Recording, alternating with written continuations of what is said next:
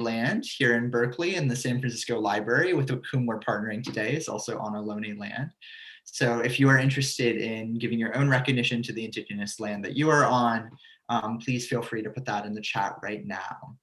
An enormous thanks to the San Francisco Library for hosting us, and we're excited for a good conversation today. So for those who folks who don't know us, we as the San Francisco Mime Troupe are a Tony Award-winning activist theater group who you'll usually find over the summer performing in public parks all across California for absolutely free. We often do political musical theater that speaks truth to power. Though we are mimes, we are almost never silent. Though we're the Mime Troupe, we're almost never silent. This summer, because of COVID, we cannot be in parks. So what we're doing is putting on a series of 9 radio plays called Tales of the Resistance. We're here today to talk about episode 6, which is on the topic of, it's called Susie Nurse, Novice Nurse, Diagnosis Capitalism, to talk about the role of profit in healthcare and thinking through justice, economic equity within the field of health. So we have a fantastic panel today of artists with the Mime Troupe, folks who've been involved with the Mime Troupe for a while, and folks with the California Nurses Association, and who've been witnessing the intersection of labor and healthcare, as well as patient care and what it means to care for folks in this era. So I would like, if all our panelists, you can turn your video on. I would like to give a warm welcome to Ellen Callis, who is one of our collective members and wrote this episode for the troupe. As well, Susan Segal, a board member of the Mime Troupe and member of California Nurses Association, has worked in nursing over in East Bay. And as well, Martha Kuhl, the treasurer of the California Nurses Association and nurse at Oakland Children's Hospital. So thank you so much, folks, for joining us. I'd love for you to each give a chance to introduce yourself, tell us about your role either with the Mime Troupe and or with nursing and healthcare in California. And then something I like to ask everybody these days: what is one habit or hobby that you've taken up over the course of COVID and this era that you that's non-productive, that doesn't need to be impressive, doesn't need to be a workout routine or anything like that? Just a hobby or habit that makes you happy that you've taken up these days. So I'll go ahead and get us started with Ellen.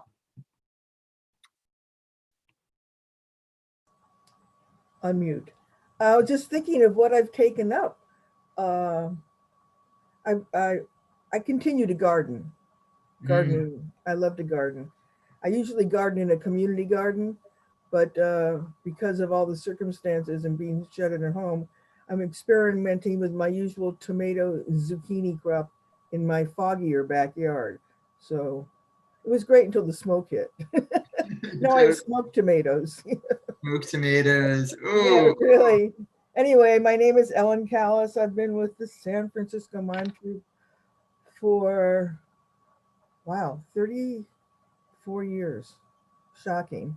I arrived on Bastille Day, 1986, after coming back from living in Mendocino County for a long time, where I started and ran a sketch comedy troupe up there, political comedy, and circumstances brought me back to the city, and within a couple of weeks I landed at the Mime Troupe, and there you go. I've done just about everything you can do at the Mime Troupe, except for being tech director, but I've built costumes, painted sets, been stage manager, production manager, currently general manager. I've written, I've taught, I've acted, I've directed. You know, it's just what we do at the Mime Troupe. Everybody kind of does everything. We're a collective spirit. That's great. Thanks so much. Well, glad you're here. Excited to hear your perspective. I'll pass it on next over to Susan. Oh, you're muted. I'm Susan Segal. Let me start by just, this is what we're all about. Yes. That speaks for what we do as nurses, for what we do as the Mime Troupe, for what we do in this world. So I wanted to wear this shirt today. I am actually retired, but I was a nurse at Children's Hospital for 31 years. And during that time, aside from the nursing I did in neonatal intensive care, I almost immediately got caught up into being a union activist. Martha's very good at recruiting people. And so over the years, I was the nursing equivalent of a shop steward, representing people with grievances and making sure people's rights were protected. I think during the time I was there, I probably was on the negotiating team for more of the contracts than I wasn't. So I helped negotiate many, many contracts. And I grew up in Berkeley.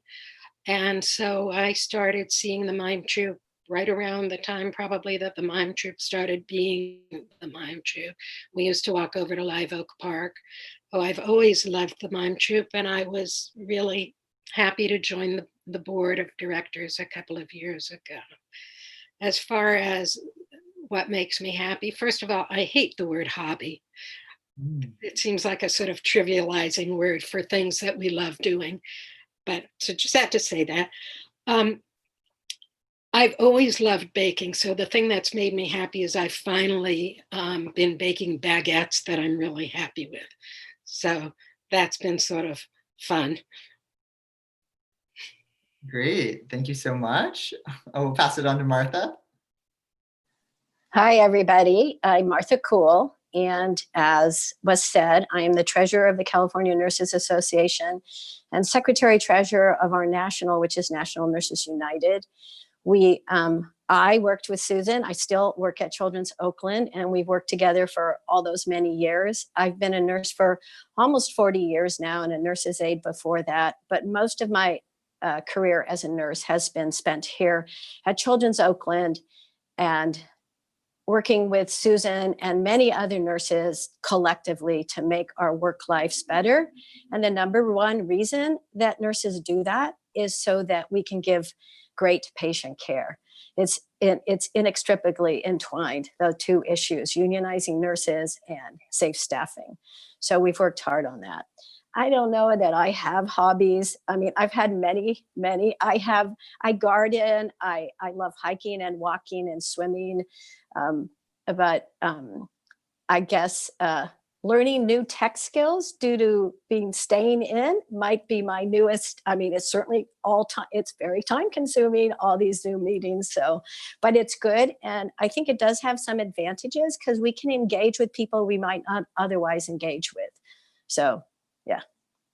Thanks so much for that. Yeah, one of the nice things for the troupe has been that we've been able to, people across the country have been able to hear our episodes and be able to join conversations like this. So that's a nice thing. And I'll also add that Martha is right now joining us between shifts. So incredibly hard at work. And thank you so much for being here today. Great. So I would love to start us off. I'm going to play a little bit of our episode on Susie Terse and give you all a chance to respond to that and pick up on some of the themes of it.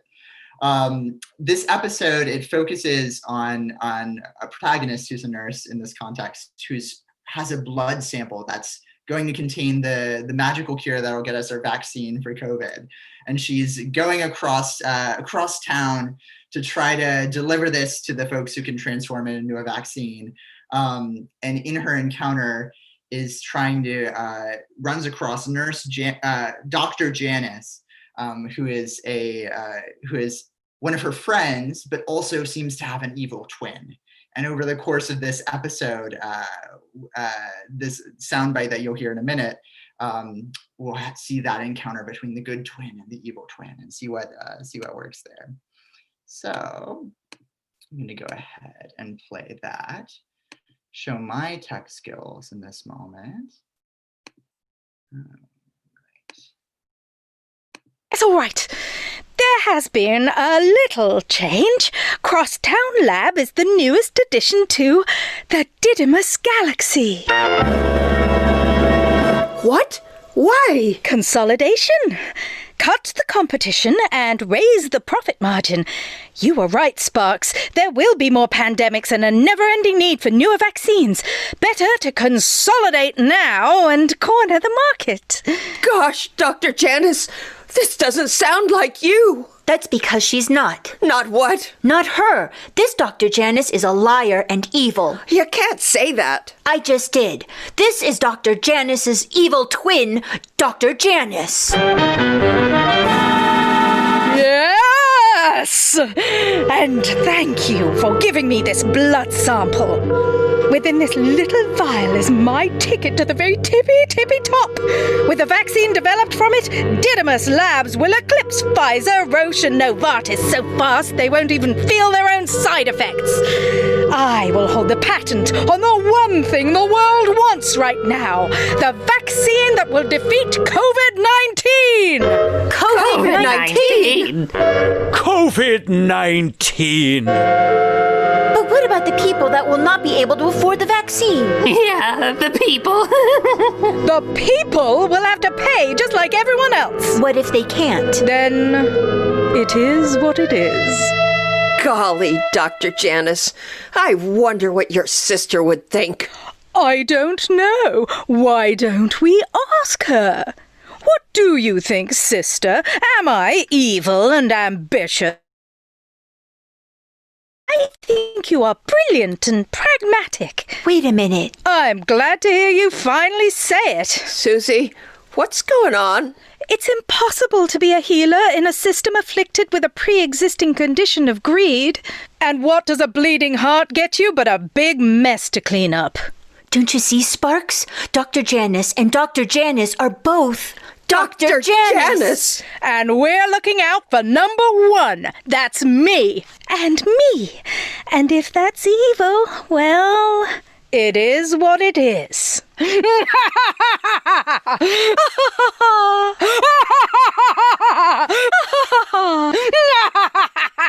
Like Jekyll and Hyde. I prefer Janice and Janice. So, what do you think, Nurse Terse? Your cleverness would be a great asset to Didymus Labs. What happened to reason and science? The reason I got into science was to be admired and rich. Ta-da! But you took an oath.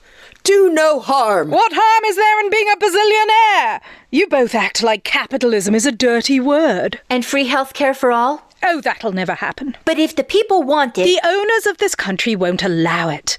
If the working class had free healthcare that followed them from job to job, employers would have to, offer better wages and better working conditions to keep their employees happy.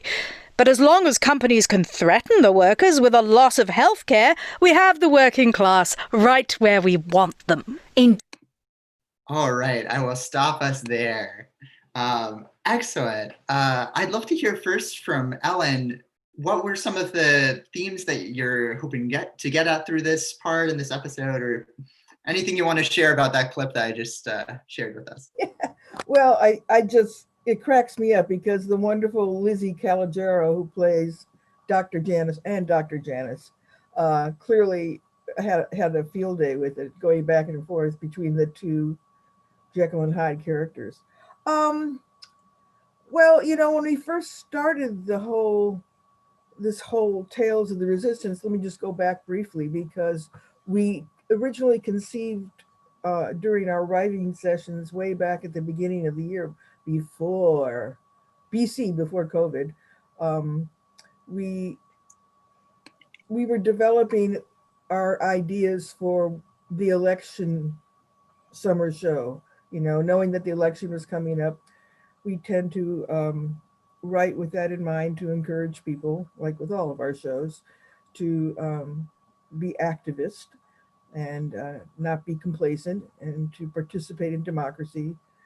And then, so we had kind of a storyline with some characters we were thinking about.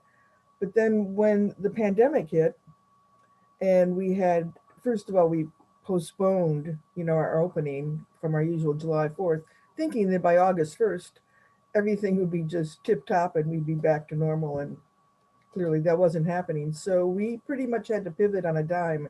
And that's when we decided to try something completely different. And when we decided on the radio serials, we thought about the different genres, how to make these characters we were coming up with. And one of them clearly had to be in the medical field. And as somebody who in the last number of years, spent a lot of time in hospitals with my mother, who managed to make it to 101. I have nothing but respect for nurses. They are the glue that keeps it all together. And I'm not just kissing butt on this one. You guys are awesome. And so I remember growing up, there was a certain genre like Nancy Drew books and all those. And I think there was one called Cherry Ames Student Nurse.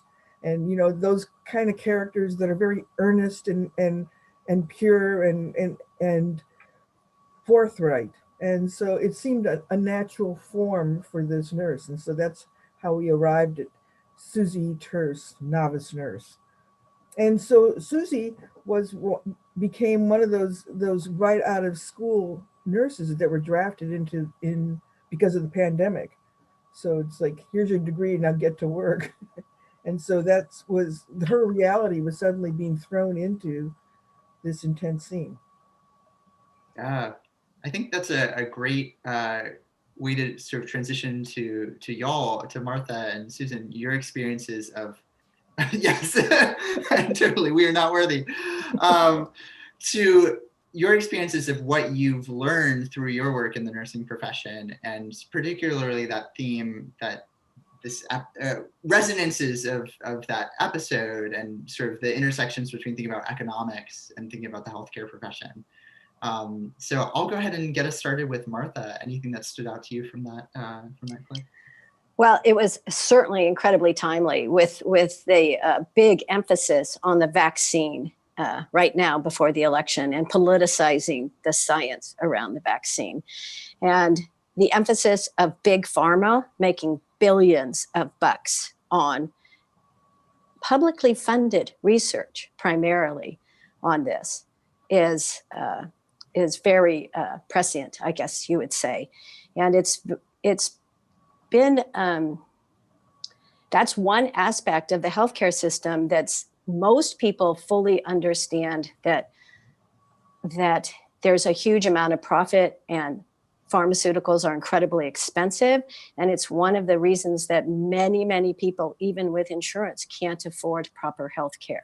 So it's a great example of why for-profit healthcare doesn't work for actually healing people who need a vaccine, preventing illness. I mean, all those things. So just a little bit broader, if the Nurses Association, California Nurses Association, National Nurses United has been an advocate for years for taking profit out of healthcare, for guaranteeing healthcare to everyone, for tying healthcare to your jobs. Like right now, millions and millions of workers who might have had healthcare in their jobs, although fewer do, now have no healthcare because they're out of work. And so what we advocate for is a publicly financed and administered system, and we call it an improved and expanded Medicare for all system. So just so people understand, the providers themselves remain private. So you would still have your choice of providers, but it's like a Canadian system where there is a single payer, and it levels the playing field on financing for everyone, and which is one of the things that contributes to many inequalities in healthcare that we experience in our society, because it's people can't afford the healthcare that we have in this country. Thank you so much for that. Yeah, and we'll get a chance to talk a little bit more about single payer healthcare and sort of what that might mean. And so thank you so much for contributing that. Susan, I'd love to bring you in. Any again, things that resonated from that clip, or even thinking about your encounters with sort of inequality in wealth or inability to pay when you were working within the hospital system? Well, fortunately, I didn't have to deal with the financial aspects of it. And so I don't really know what kind of bills people were hit with. I would imagine in my unit, which was neonatal intensive care, they were such that nobody could just afford that out of pocket. I mean, the costs of that are phenomenal. I think that in the clip talking about, big pharma and talking about, what about the people who can't afford it? It really speaks to the problems with our healthcare system. I spent some time reading over the Biden-Sanders task force recommendations that they had come together and pulled together before the Democratic convention. And it was interesting to me how many of them revolved around COVID, partly because it's timely, but also because COVID, all of a sudden they realized, oh my God, there's this many people with no health care. Testing isn't necessarily free. Treatment for whatever it is isn't necessarily free. All the issues that Martha talked about it being tied to your work and what if you're not working. And suddenly this task force was grappling with all these issues because we have such inadequate system. So that really came to mind. Yeah. And yeah, one thing I like about the episode, is that it talks about how healthcare, health insurance through your employer is something that keeps workers stuck on their very specific jobs. And something that I'd love to hear more from y'all about is the way that, I guess I can start with Ellen here, is the way that you were interested in thinking about workers' rights in relationship to healthcare. And then we can bring that more broadly to as well think about organizing within the nursing profession and then the work with the California Nurses Association. So I'll start with Ellen about that linkage between work and healthcare. Yeah, well, I just make sure I'm not muted. Yeah, it's definitely indentured servitude, and there's so much we do everything we do relates to the health of the workers, economic, clearly physical health, mental health, but this is the country that has failed its workers on so many levels. And the pandemic has just, as we can see, opened up all those fissures into wide open cracks. So as this whole thing just breaks open, everything is related. So it's like the health, the inequities of the healthcare system, the fact that people are working jobs that maybe they shouldn't be working at, but because they can't afford to not have their health care, particularly during a pandemic, they should be home, maybe taking care of themselves and not exposing themselves. But this is all part of a larger, capitalist system that benefits the few. It's that same old song. Yet, there's people, if there's people out there that can make a buck, they will, on the backs of anybody. And it's disgraceful and wrong. And as a country as theoretically advanced as we are, to not have a national health care, particularly like the single payer, to me is perfect. Healthcare, it's a right. It shouldn't be a luxury or a privilege. It's a right of everybody, and we pay into it. People pay their taxes. Most workers pay more taxes than those at the tippy top. So it's just another symptom of a very unjust, inequitable system, and it's wrong. And a few years ago, the former, not this guy, former Surgeon General under Obama said the number one health issue in America was isolation. He talked a lot about diseases of despair, and there's a lot of talk about people with the oxycodone epidemic and things like that. All this stuff is related. People are just desperate. If they're not working and they're depressed, or they self-medicate, or they're in pain and can't go to the doctor because they can't afford it. Everything is connected, and it's disproportionately unfair to the majority of Americans. Yeah. Straight up. Yeah. It's I think wrong. It's immoral. Yeah, I agree. I'm thinking about right now how there are folks who are living alone, who are isolated in certain ways, and how job loss is itself something that's so anxiety inducing and so dangerous to health that like capitalism in some ways can impose health risks in different ways on people, just again by virtue of making it hard to get by and hard to take care of one's own body.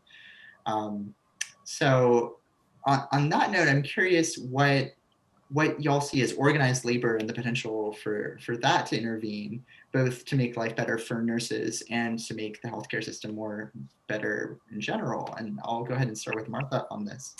So I'm going to go, I want to just start with some of the issues that were, that Susan raised. We work at a safety net hospital. So as a nurse, as a bedside nurse, we're privileged to just do our damnedest to give the best possible care and not worry about billing. But there are entire departments involved at the hospital in making sure that there are reimbursements or that patients can get the care that they need. And we often find, especially with a patient population, that they get care while they're here. But some patients, especially on my unit where the drugs, and I'm sure on Susan's unit too, there was incredibly expensive pharmaceuticals that when they went home, they couldn't afford. So you do your best, you give them the great care, they go home, and there's barriers to them getting the care they need. And also for many of the patients we take care of, because we live in such an unequal society where healthcare isn't a right, even the basic of getting around, getting transportation, keeping your appointments for your child, all those things become very difficult. So even though we give a single standard of care, we can see disparities in care between families that we care for. And that shouldn't happen. We all know that shouldn't happen. Whether you're a child or an adult or anyone, we should be able to everybody should get the care they need. It is a human right. And so that leads us straight into, as nurses, we advocate for our patients, and you start to see this, you want to advocate for the community, right? How do you support your patients out in the community? And that even goes further to when you notice these inequities in healthcare, what you want to do about it and how we're going to organize around it. So I'm sort of getting to the question you asked, where I want to answer it. There's lots of things we've done on the way because we haven't achieved Medicare for all as a union to advocate. And right now we are working very hard in this pandemic environment to make sure that nurses get the personal protective equipment that they need, because if nurses aren't safe, patients aren't safe. And we're also we have some demands on our website that people can go look at to help support nurses being able to work in a safe work environment. And not just nurses, but all healthcare workers, and not just all healthcare workers, but all essential workers. Ellen spoke of people who are required to go to work because they have no choice. And everyone should be protected in this environment. And because we don't have a public health system, because we don't have a system that cares for everyone, that supports everyone in these roles, people are being exposed and getting ill and dying because they're working in these professions. So that shouldn't be. Thank you so much for that. Yeah, and I think with people expressing appreciation for essential workers in this time, we also need to back that up with the protections for those workers and the thinking about long-term, how are we compensating care work? How are we compensating the type of work that now people are finally just waking up to how important it is in our society. I'll toss it over to Susan to add any comments about what you think the role of organized labor in healthcare is and that link between work and health. Yeah, well, Martha certainly covered a lot of it, but one of the other battles that the union has really played a role in is trying to prevent hospitals from closing. And one of the things that came up in that task force, again, recommendations, was talking a lot about rural health, really about underserved or unserved areas, because hospitals keep closing because corporations want everything consolidated into one place to save money and resources and for whatever reasons. And so the battle to keep hospitals open so that somebody in one neighborhood doesn't have to go miles and miles and miles to get health care is really important. And, so that's definitely been one of the battles. And then, yes, it does go to the health of the community. And then within the hospital, being able to deliver the kind of care that is needed. And that's been a big union battle. I mean, certainly the union is about our working conditions and getting us livable wages and all of that. But our working conditions have a great effect on the patient. And so one of the huge things that the California Nurses Association did in California was get actual ratios, patient care standards for how many patients you could take care of, which I remember when I was in nursing school, one of my teachers talking about being alone on the night shift with 20 patients. And think about that. Think about if you were one of those patients, your chances of getting through that night. So, the battle goes on a lot of different fronts, and the union has played a huge role in that. Yeah, thanks so much for that. And what you were mentioning as well about rural hospitals and care within that sector. A lot of our doctors within rural contexts are actually immigrants coming from abroad who bring a great deal of skills. And some of the xenophobia that we've seen in recent years has actually been a big barrier for care being delivered to our rural communities. And I know the New York Times has done a podcast on that, and there's some material covering that. And that was something, again, so many of these things are linked in incredible ways. And also the cost of certain kinds of equipment and services that are so prohibitive by the manufacturers that maybe smaller rural hospitals can't afford them. Yeah. And I know, coming from Mendocino, that now many of my friends that still live there have been forced to take out helicopter insurance because the local hospital cannot afford certain services, diagnostic things, so that you literally have to pay helicopter insurance so that they can fly you to Santa Rosa, Wow. to get certain kind of treatments. Ooh. So I'd like to add a little bit on that topic, on some of what, that's definitely true. And so one of the bills that we've had great difficulty getting through legislatures, not just in California, but across the country, on hospital closures that Susan was talking about, is not just preventing the closures, but even giving communities notice that their hospital is going to close, right? With mergers and acquisitions, we want, how can you plan to take care of yourself in the future if you don't even have notice that your hospital is closing tomorrow?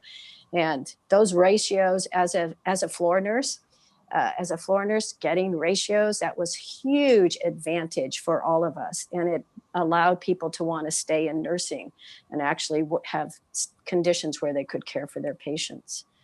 And I would just add some of the other collective actions that we've done, working for safety devices, not just in this period of time for like PPE, personal protective equipment, but things like safe needles or equipment that prevents you from harming yourself when you're giving chemotherapy, or lifting. Or safe lifting. Yeah, we had to fight the legislature and all the hospitals to get safe lifting through in California because it wasn't a source of profit for them. It might hinder them if they had to provide the equipment we needed to lift patients. Wow. Well, yeah. It's all about the bottom line. Yeah. I'm going to open it up to the audience in just a minute for questions. So please feel free to start typing those in, and I'd be happy to answer them. I want to ask one final question: is what would you say to the Dr. Janices of the world who perhaps emphasize healthcare is about choice? We want choice in our healthcare, or who say that at the end of the day, how can we motivate innovation if we're not trying to realize a profit on things? So what would you say for those who are skeptical of single payer or skeptical of organized labor? What would your response be? Oi. Oi. No, I said oi. For me, it comes back to values, basic human values and morals, and beyond just empathy. It's like, what do you value? What do we value as a society? Is it all about the bottom line? How much money do people have to make? How much money does a CEO of a drug company need to make? Where's the point, where you sell your soul? Is it impossible to do no harm and make a living wage? These are all questions that are just across the board right now. We are waging a real more value battle, I feel. Sorry. No. And oi. I thought I heard you say that at first. So, yeah. Let's go ahead. Susan, would you like to respond? Yeah, saying something to the Dr. Janices of the world isn't going to change anything. So it's the rest of us who need to change things, because the Dr. Janices really don't care. Or the Dr. Janice doesn't. Right. But the issue of choice, which is often used as an argument against Medicare for all, I won't get to choose my doctor and I won't get to choose this, which first of all isn't necessarily true, but what choice do people have now? People don't even necessarily now get to choose to have the treatment that they need, because the insurance company decides whether you get that treatment or not. So what do people mean when they talk about choice? Thank you. And I'll pass on to Martha. I know you'd mentioned it. Yeah. Sorry. I was going to almost say the same thing as Susan, is what's the choice if you have no choice and can't get any health care, which is what happens to a lot of people. There is no choice there. And I'm also going to agree with Ellen in that I think nurses in particular, but probably the vast majority of people, if you ask them, believe that we would be better off in a society where we cared about each other. All of us are at some points in our lives are going to need care, are going to need health care. And to have a supportive, compassionate healthcare system and a community that supports that, that's great. And that's necessary for all of us. And I think Susan's right. That doctor is not going to change. But this is a movement moment. And there's the intersectionality of many, many movements out there. People are seeing the disparities, the exacerbation of the disparities in healthcare that already existed by Latinx, Indigenous peoples, and African Americans dying at much higher rates than the rest of people because of lack of healthcare and treatments just gives a lie that there is a choice about this. We're all human. We all deserve care. Right. And then there's talk about intersectionality. Then you have the whole issue of student loans. If you're in school for 12 years, going to medical school and racking up those student loans, you have a lot of money to pay back. There is always that that was the temptation. Oh, well, I could do this, or I could maybe be Dr. Janice. It's all connected.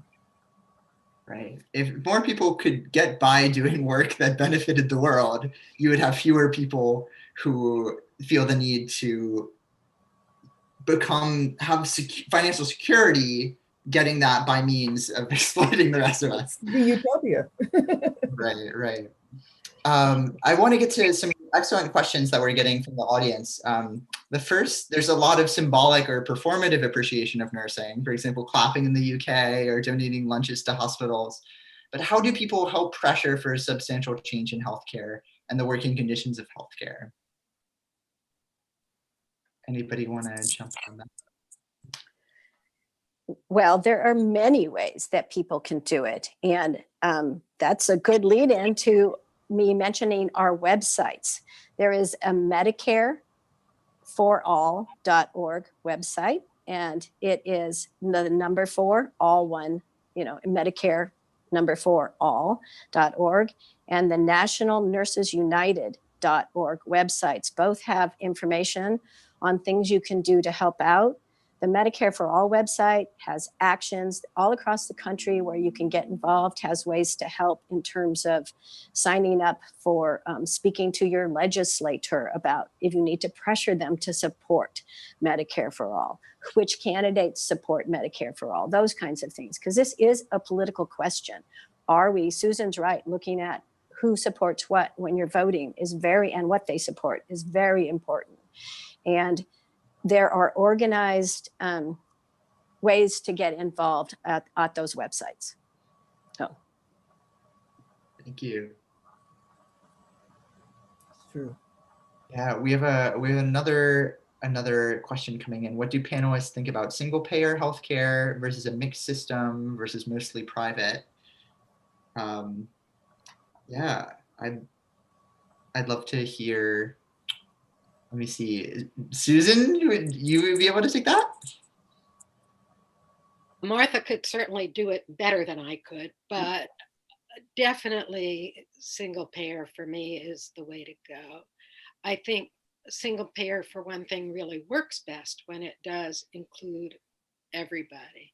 When you get into the main problem, when people talk about the right to health insurance, what they're forgetting is that health insurance and health care are two different things. They should be talking about the right to health care, not health insurance, because insurance, as it has been happening, is really a barrier to care. And what single payer does is really eliminate that barrier to care. Obviously, if you don't have the middleman, things are going to work better. It's going to cost less. It's going to be more direct. You're going to get what you need. And people talk about, well, what about all those jobs of insurance workers, all that loss of jobs? And that's true with everything. When you talk about the environment, the people who now work in the fossil fuel industry, they can be retrained to do something that is actually beneficial.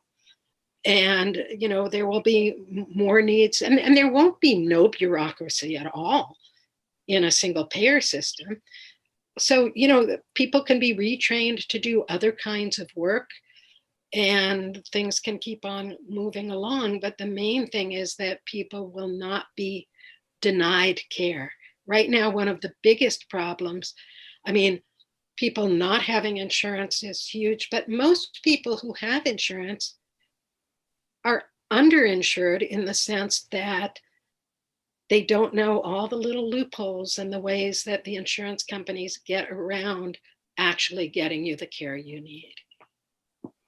Can I add some specific examples? So we don't really have a healthcare system, actually. We have all kinds of a mishmash. There's private insurance, there's public insurance, there's a bunch of different insurance companies, there's all kinds of different, it's just not coordinated at all. And it's really hard to navigate as a patient. And even just when you're well, to get the care that you need, it can be very difficult to navigate.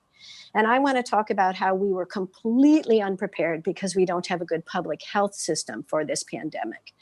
And I have some specific examples that, lucky for me, because I have this very strong union who's paying a lot of attention to this, I have some good stats. Taiwan, which has a single payer system that they implemented in about the last 10 years.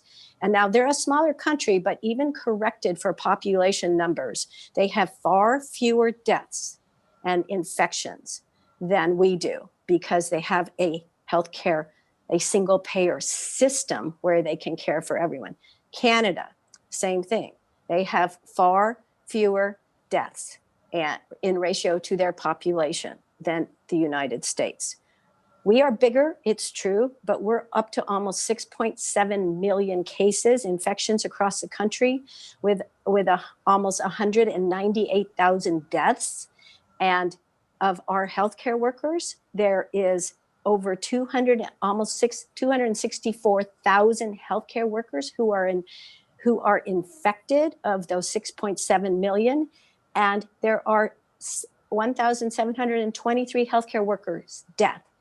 Taiwan has had no healthcare workers deaths. South Korea, also a smaller country, but has only had a death. And Canada has only had 17 deaths. So you can see in those numbers the difference between single payer systems, coordinated healthcare systems, as opposed to a mix or a mishmash, because I don't even like to call our system a system. Right? It's a jumble of everything.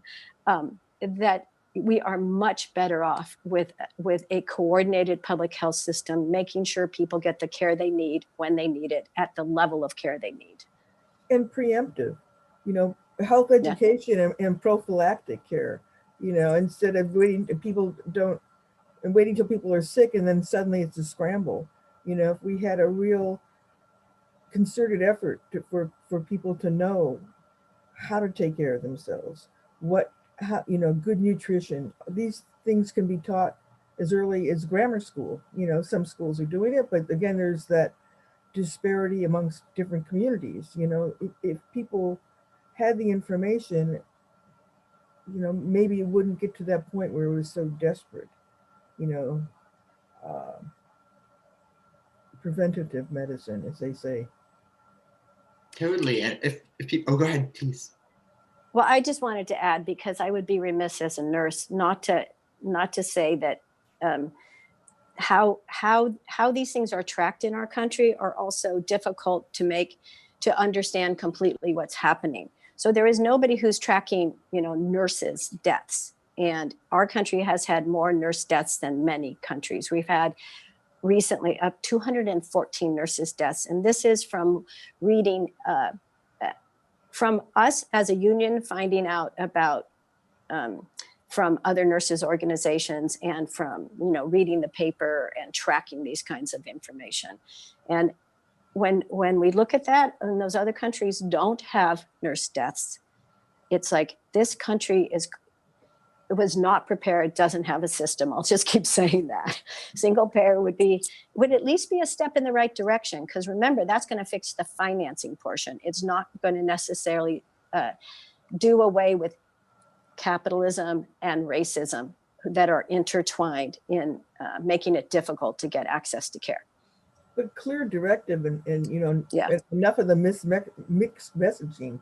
Nobody, wear a mask, don't wear a mask, this, that, and then people get angry and upset and then reactive, and you have this ridiculous, absurd, fist fights in grocery stores because suddenly it's politicized whether you wear a mask or not, and it's crazy. It's playing to the worst rather than the better of us. And so without a substantial leadership, this is the point where you really need a strong federal government just to mandate, this is the message, this is the plan, but instead we have chaos and lies and revelations daily about how things have been botched and mismanaged.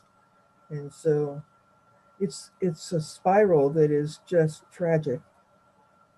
And what you were saying about fistfights is, again, it's again the essential workers who are the ones who are suffering. It's our transit, our bus drivers in public transit who say, please wear a mask, and they're the ones who get who are being made vulnerable by all this. So all the existing inequalities that are out there are kind of made extreme in this context. I want to jump to another question that we got asked. If organized labor insists on getting health insurance benefits from employers, doesn't that insistence perpetuate the assumption that one gets health insurance only through one's job? And I can jump on that. I've had the experience of working with graduate student workers and researchers down at Stanford, and we've been working for a better health insurance system for our own grad students. And one of the limitations is that the pool is always going to be limited to the pool within your workers themselves. And one of the things that we have is grad student parents who have young kids who solely are insured through this very small pool of dependent healthcare within our health plan. And the premiums keep spiraling out of control because it's a very small pool, and as it gets more and more expensive, people leave. And so just the limitations of having that small pool has been a big barrier, whereas when you have a system like Medicare for All, where you're expanding the pool, you're able to get more, you're able to get broader coverage. And the other thing I'll say is the US is very unique in terms of the way that our organized labor movement has kind of historically related to healthcare. And because the fight for healthcare to come health insurance, I should say, to come specifically from your employer has a unique history to the US that isn't the case in a lot of European countries, Latin American countries. And so I think it speaks to the need for organized labor to be talking across sectors and to actually be pushing as a whole for policies like single payer healthcare. And that's why I'm always heartened when I see unions interacting across fields and hopefully being able to join, for example, with healthcare workers in y'all's struggle. So I wanted to offer that. And since we are with the San Francisco Public Library, they do love it when I plug books. So I want to plug for folks who want to hear about that history of the way healthcare developed in relationship to the labor movement. The Sympathetic State by Michelle Dauber, one of my dear professors, does a great history of tracking the development of welfare and the labor movement in the US and how that's distinct from other countries. So I wanted to give that a little shout out. Can I just say unions rightfully defend workers' health care because there isn't a system out there, but unions can do both. Unions can rightfully defend healthcare from the job, at the same time creating a movement and joining in a movement for getting healthcare for everyone. And we have to be able to do both until we get that system in place. And when some of the bills actually have transition language in it about what happens to workers' health cares on the job, to allay those fears when people are worried they're going to have a time without access to actual care, not just insurance, but access to care. Yeah. You have to remove the stigma of socialism that people operate under too, because that's their big fear with any kind of a system. It's so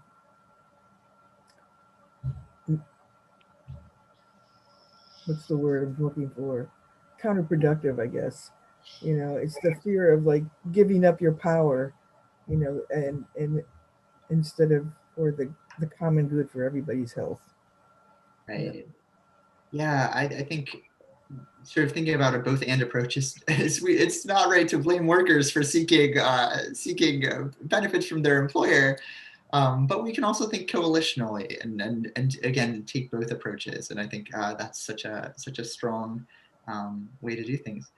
Well, we are nearing our time, and I want to give an enormous thank you to our guests today. Thank you so much, Martha Kuhl, Susan Segal, and Ellen Callis for joining us.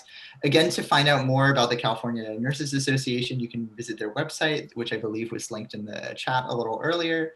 To hear the rest of the Mime Troupe's episodes, you go to sfmt.org. And there you can access all of our past episodes, as well as links to the other discussions that have been part of that we've done through the San Francisco Public Library. For our next discussion, it will be coming within 2 weeks from now.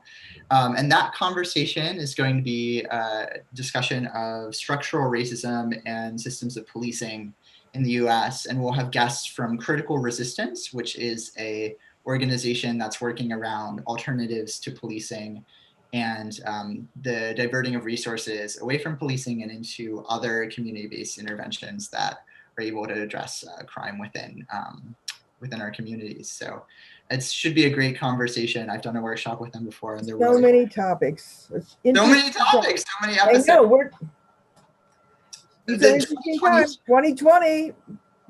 It's full of full of